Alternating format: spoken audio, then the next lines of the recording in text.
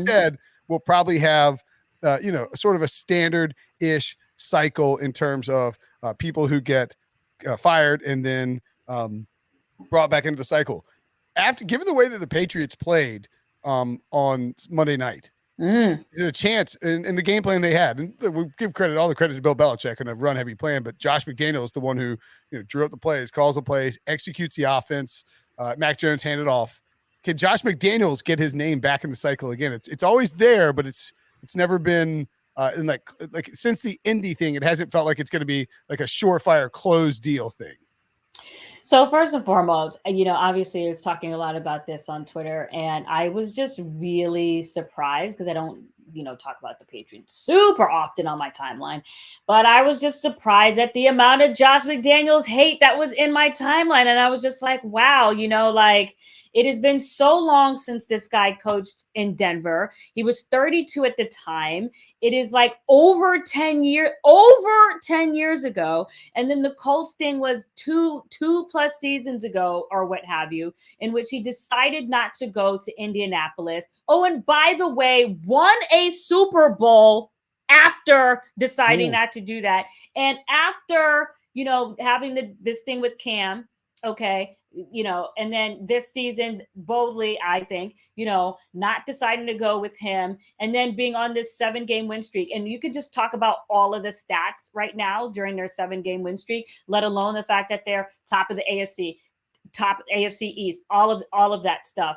And then all I was hearing is, no, that was Bill Belichick's plan. He's the master puppeteer. It was Bill Belichick. Well, first of all, just because Mac Jones threw the ball 3 times, running is still a part of the offensive plan. Like all of a sudden, because it wasn't passing, so now it makes it more Bill Belichick because it was running. No, that is not only Josh, by the way, even if it is running, adjusting to the circumstances of all the wind and whatever was going on, and doing that for this entire 7-game win streak. Of course, he deserves credit. That and by the way, this is the way I like to ask the flip of it, Will. What are the Patriots looking like if he's not the offensive coordinator?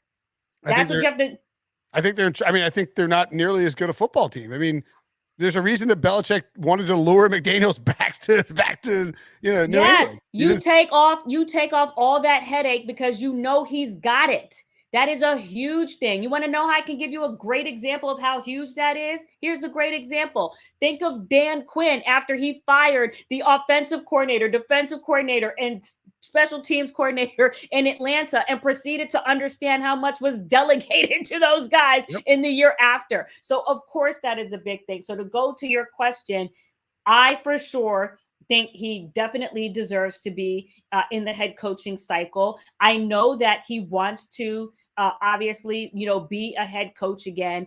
I am trying to nail down whether that means that he will put himself in the coaching cycle or just knowing how great of a prospect are. Because as we talked about before, the eye test, we all know that Mac Jones is a great prospect to work around. So hard to leave that, right, Will?